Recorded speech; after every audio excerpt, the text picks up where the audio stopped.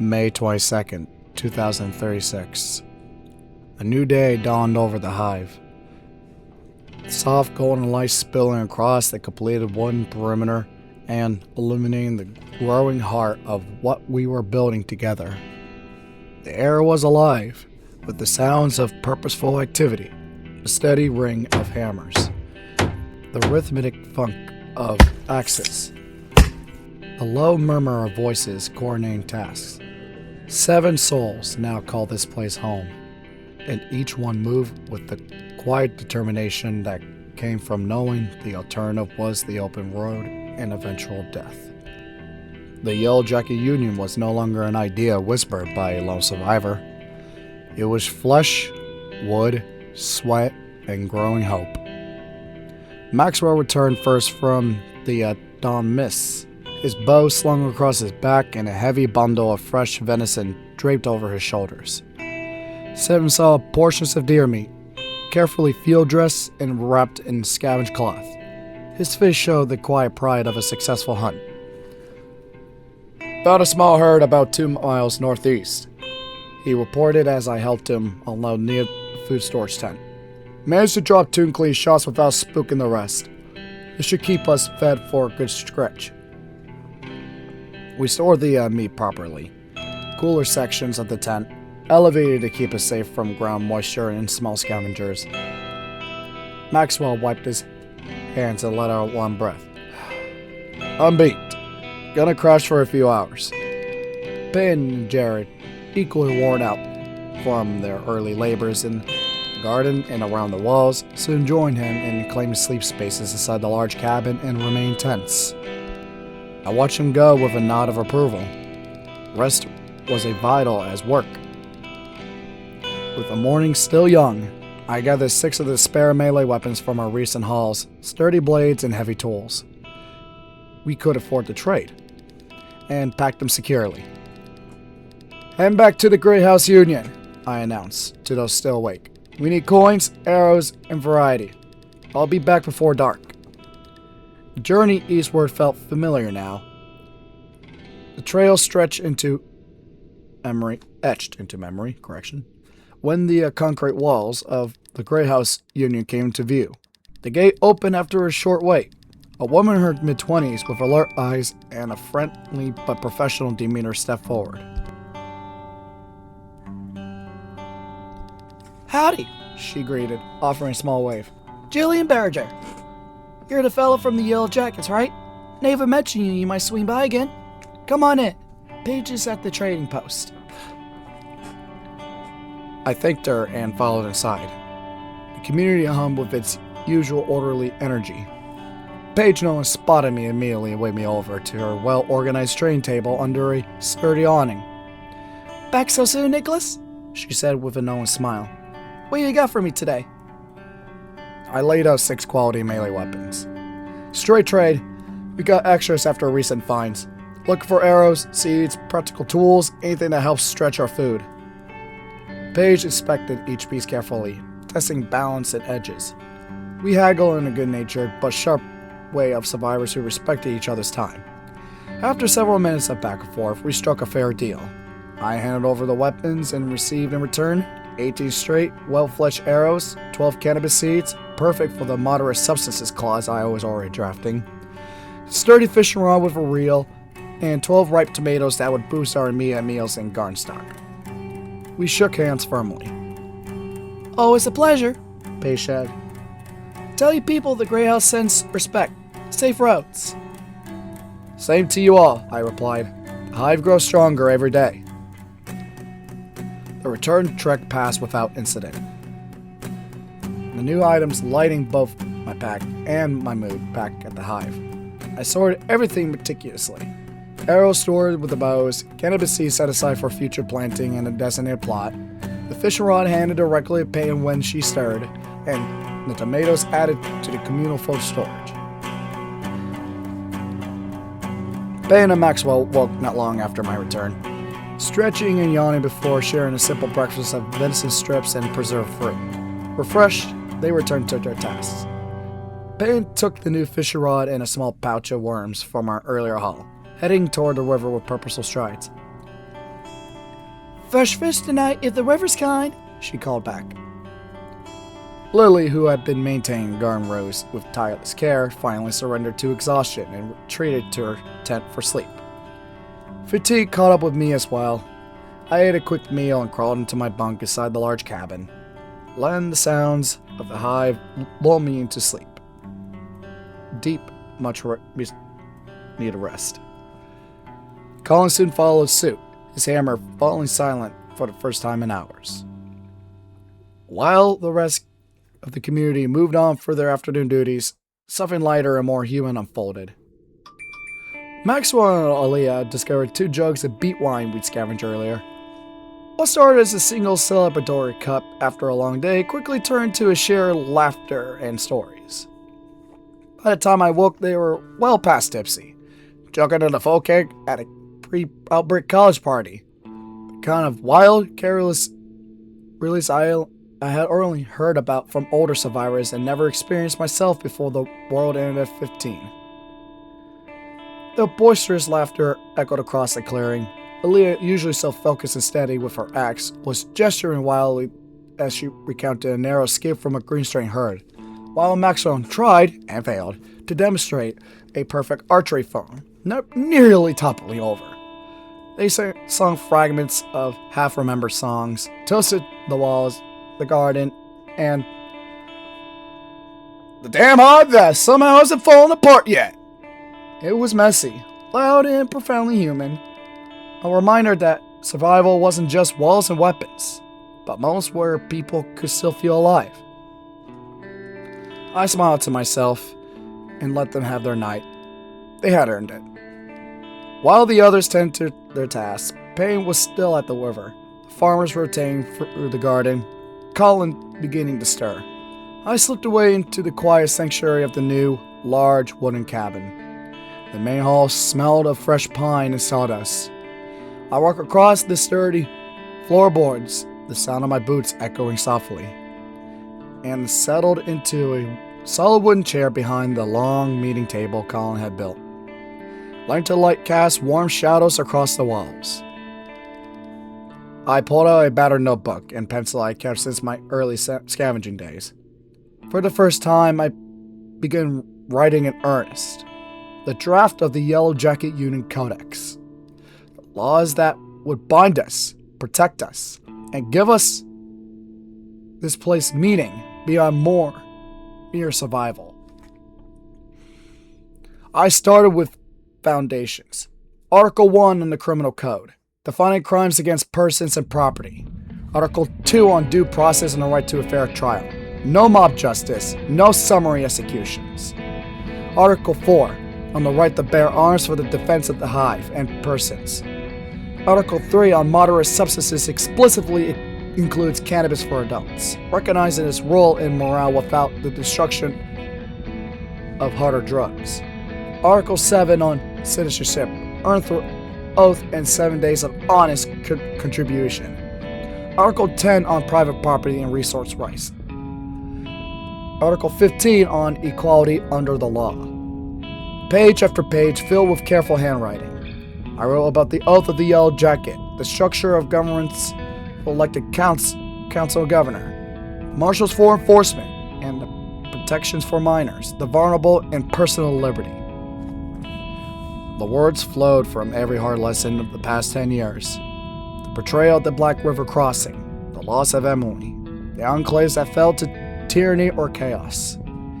This codex would be different. It would be fair. It would endure. Hours passed. The lantern burned low. Payne eventually returned through the gates, carrying a string of 11 fresh fish, glistening from the river. She looked tired, but satisfied. Set him aside for cleaning and storage before taking a well-earned break by the fire, stretching her legs with a contented sigh. Colin woke shortly after, ate a hearty breakfast of fish and tomatoes, and immediately returned to the barn project. The frame was rising steadily, strong posts and beams that would one day hold our food preserves and protect future livestock. I remained at the table a while longer, flexing my writing hand and looking over the growing document. The hive was no longer just logs and tents. It had laws taking shapes. People finding purpose in the moments of joy amid the endless struggle. Yellow jacket until death. We were building something worth every scar, every risk, and every drop of sweat. The future of the hive looked brighter than it had in a long time. May 23rd, 2036.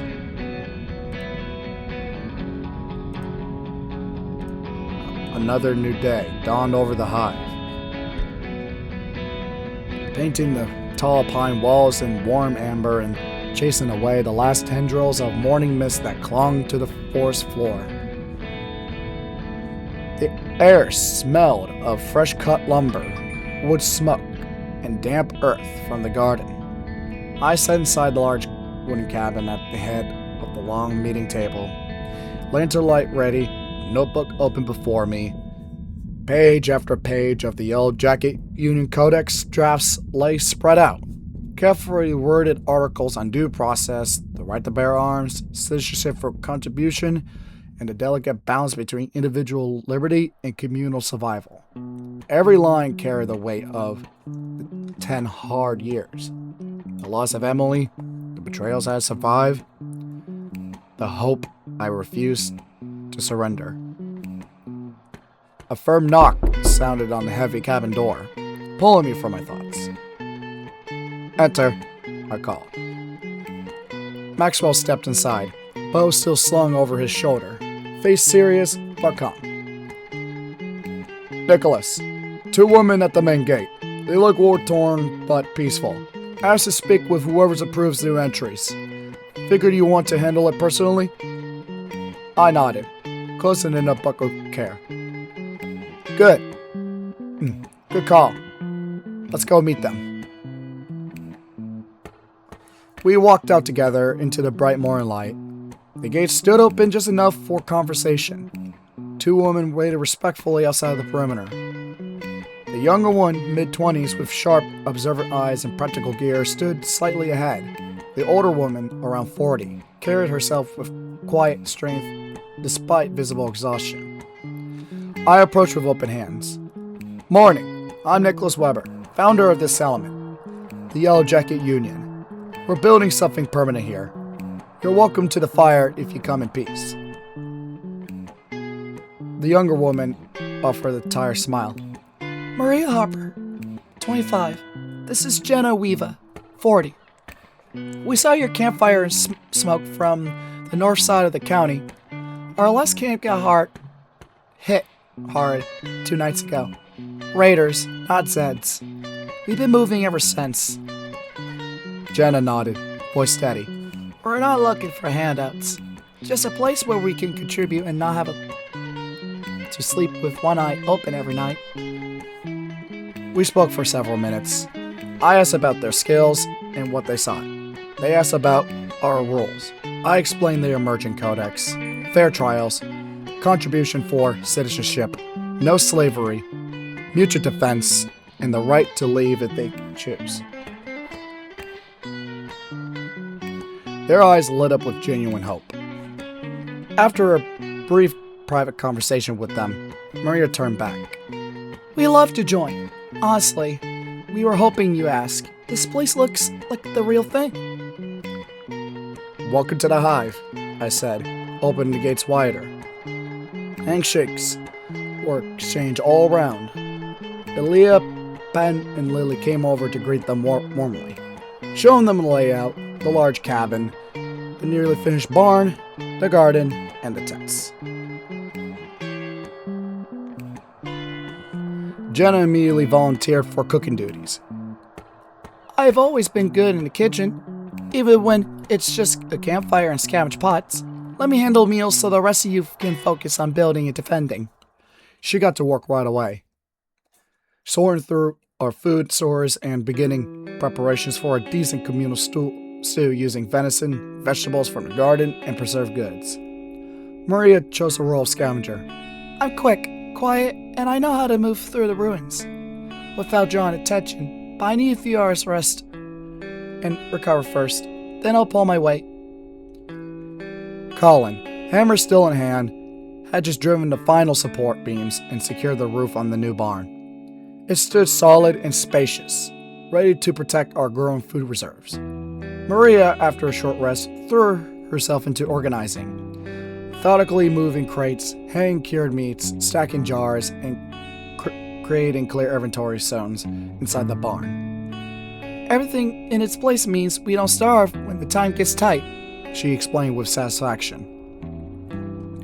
As the day progressed, fatigue claimed several members. Jenna, Peyton, and Jared turned in for well-earned sleep after a heavy morning labor. Maria finished the barn organization and immediately headed out on her first scavenging run, slipping through the gates with quiet determination. While they rested, I turned to the cabin and continued drafting the codex. The words flowed more easily now. Article 8 on governance and chain of command. Article 9 on proportionate punishments and banishment. Article 11 on medical care and amendments. Every article felt like another log in the wall protecting the dream. Colin, never one to idle, began construction on a new outhouse farther downwind to accommodate our increased population and maintain basic hygiene. The steady rhythm of his work mixed with the sounds of the garden and distant chopping. Maria returned later that afternoon, packed heavy with success. She had gathered 28 pistol bullets, small caliber silencer, 5 intact books, a mix of fiction and practical guides, 6 pieces of candy, rare morale boosters, 6 substantial food items, and 3 Salamayo weapons. She stored everything carefully, then headed straight for the shack to sleep, clearly drained from the road. Colin finished the house by late afternoon, a simple but sturdy structure that drew grateful comments from everyone. I decided it was my turn to contribute supplies. Headed back to Readisode Bend for another run, I announced. We still need more tools and trade goods. The town was quieter this time. Restraints I had cleared days earlier long since gone. I had moved carefully through the ruins, prying open doors and checking every viable building.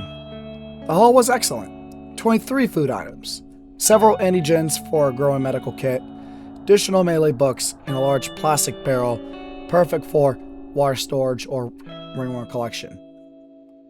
2 aluminum crossbow bolts, and a second toolbox. Oh, and 20 high-quality arrows. I packed everything and made the return careful journey as shadows lengthened. Back in the hive, I sorted out the new supplies meticulously. Food in the barn, tools to Colin, arrows and bolts with our ranged weapons, and the barrel positioned for future use. As I stepped back outside the cabin, a shout cut through the peaceful afternoon. "Hold the gate! We want to talk!" 4 armed figures stood outside the main gate, geared like looters. Their leader, a hard-faced man in his 30s with a scarred cheek, stepped forward. "I'm Matthew Miranda, enforcer for the May Marauders," he called, voice dripping with false confidence. "Nice little walls you got here. Shame if something happened to him. Our group can offer protection for a reasonable fee in food, weapons, and labor. 17 strong, plus you can hire mercs if needed. Smart move to accept." I felt cold anger settle in my chest. I stepped forward, voice clear and unyielding. "We don't need your protection. This is a free community. Take your extortion elsewhere. You're way over your head if you think we'll bend."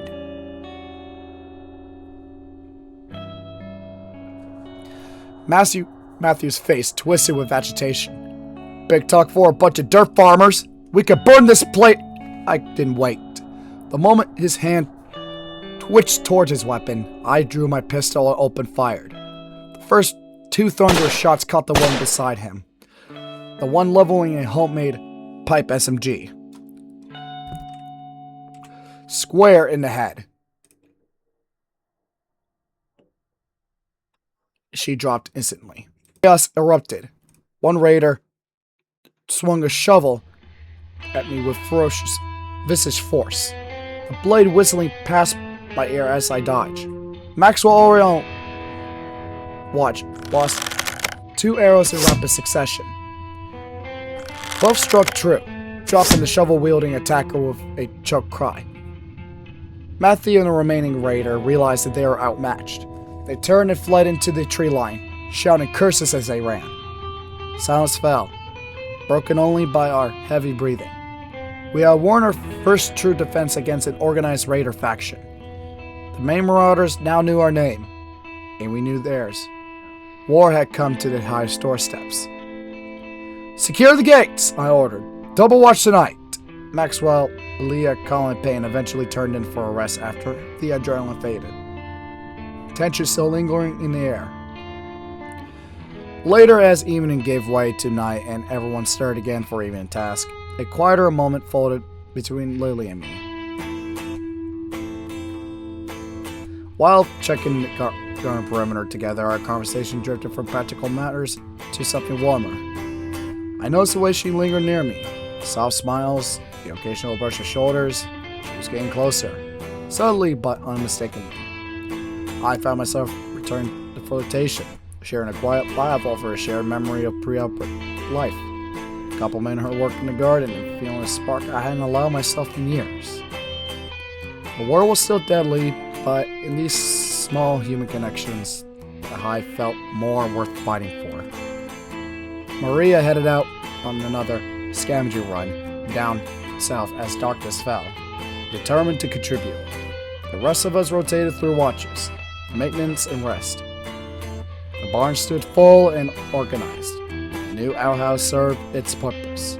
The codex drafts waited on the table for future refinement and eventual proposal to the full community. We had repealed our first real threat. The Yellow Jacket Union had drawn blood in its own defense. The hive was tested, and I had held. Yellow Jacket until death. We would be ready for whatever came next. May 24th, 2036. A solemn new day dawned over the Yellow Jacket Union. The morning light filtered through the pines like pale fingers reaching across our completed wooden walls, touching the fresh scars of yesterday's battle. I took up the shovel and walked outside the gates alone at first, digging 2 more graves beside the ones from the previous raid.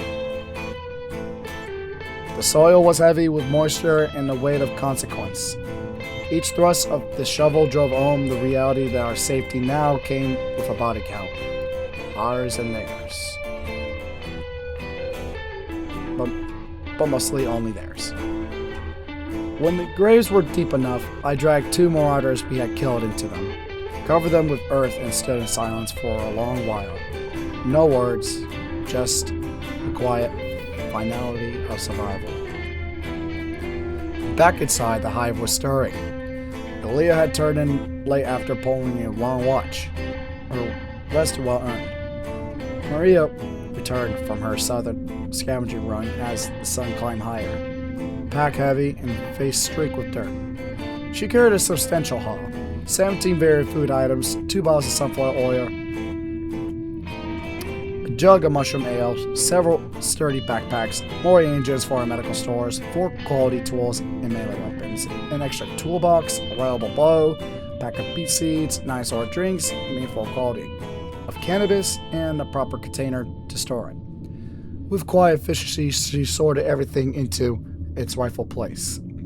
Food and ale in the barn, tools with Colin's supplies, seeds with the farmers, cannabis set aside according to the merging rules, and medical items secured safely.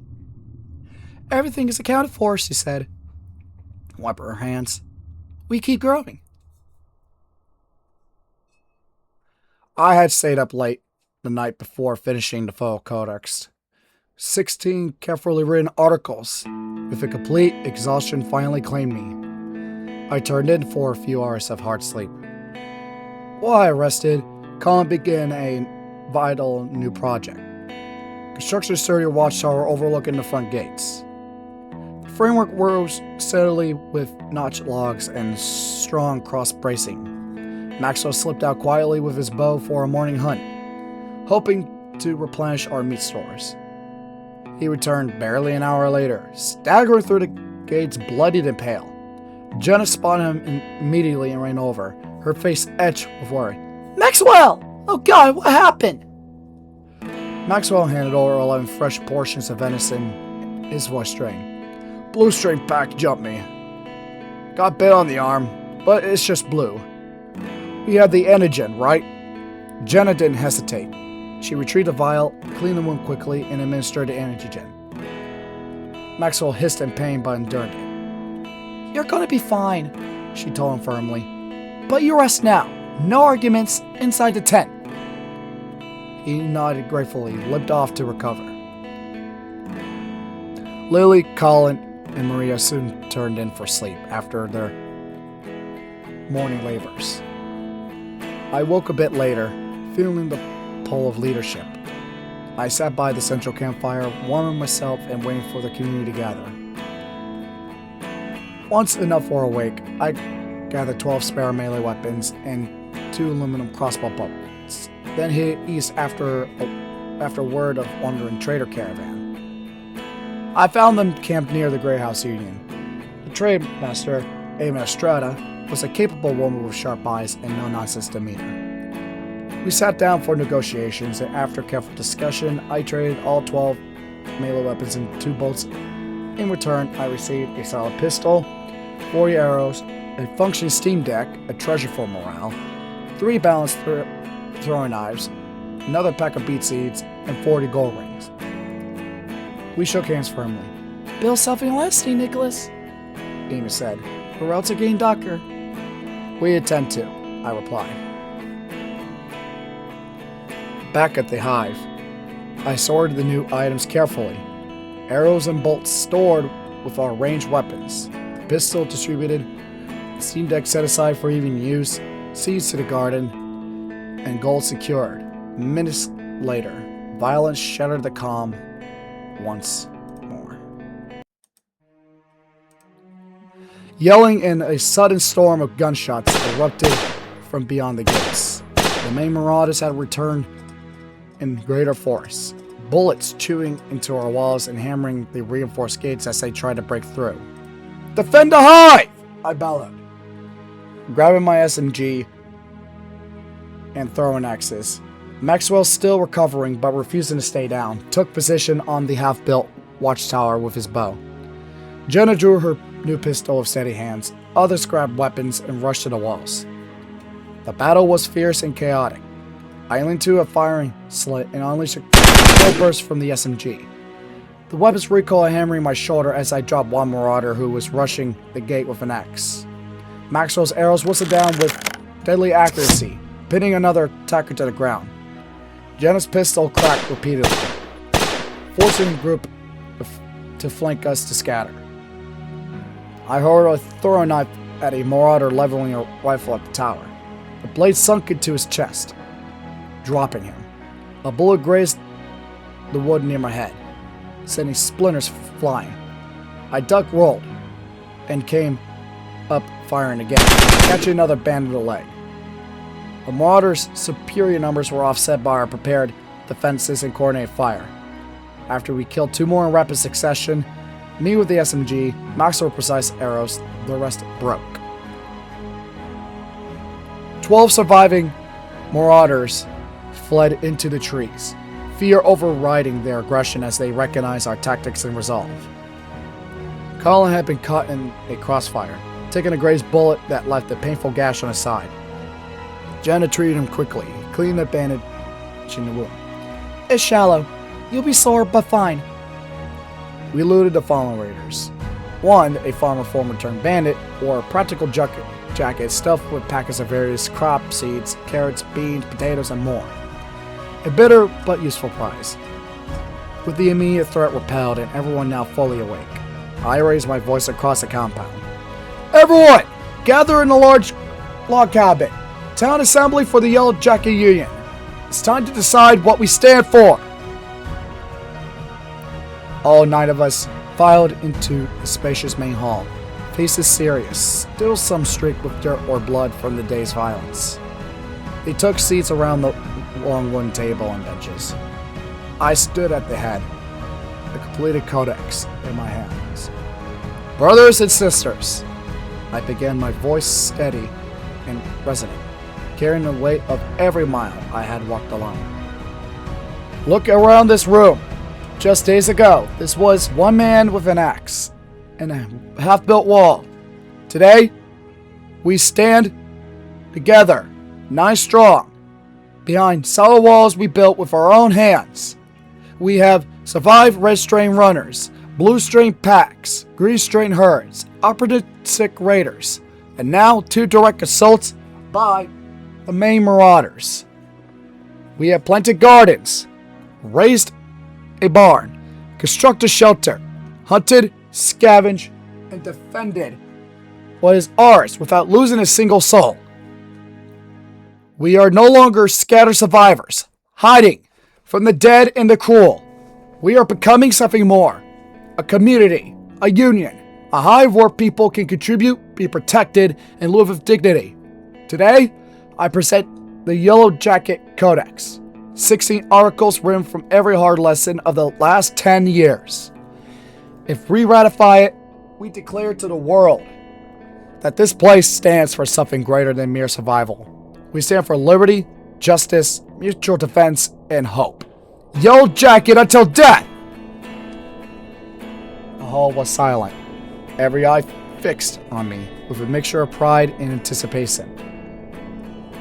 I opened the codex and began reading each article slowly and clearly, explaining key points so every person understood, not just the words, but the spirit behind them. Article 1, Criminal Code.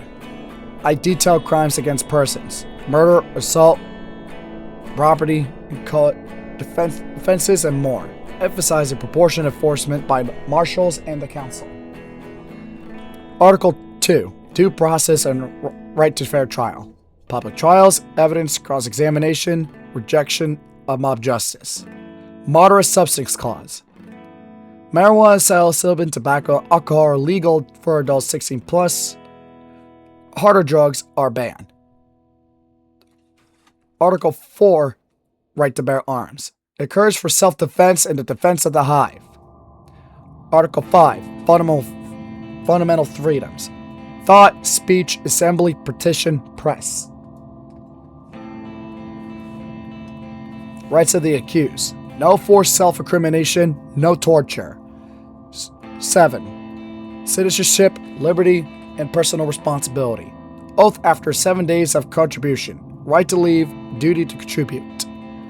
8. Governance and chain of command. Elected governor, deputy, council, marshals with clear structure and accountability. 9. Punishments and banishment. Warnings, labor, imprisonment, banishment, death penalty, only for the worst crimes after due process. No cruel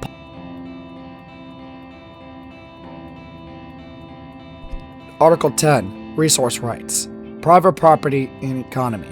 Private ownership is respected. Free trade and limits are imposed during emergencies. 11. Medical care, welfare, and amendment process. Right to care, infection control, core rights protected from an easy amendment. 12. Labor rights, work regulations, and external relations. No forced labor, diplomacy, and the right to self-defense. Independent tribunal judges for Article 13. 14. Protection of minors, youth development, and susceptibility. Special protections for children, education, and resource conservation. 15. Liberty enforcement and equality rights. Equality under the law regardless of background. Prohibition of slavery and discrimination. 16. Final provisions. Supremacy and ratification. Supremacy of the Codex, the oath of loyalty, and the ratification process. The floor then opened for debate. It was intense, passionate, and deeply respectful. Aaliyah questioned the exact age for substances but accepted the clarification. Colin pushed for stronger language on defense during emergencies. Lily and Patton emphasized farming and resource rights. Maria praised practical concerns about scavenging regulations. Jenna stressed the importance of medical and welfare articles. Maxwell wanted clear rules for detailing with external threats like the Marauders. Back and forth lasted over an hour, with thoughtful suggestions, concerns, and clarifications flying across the table.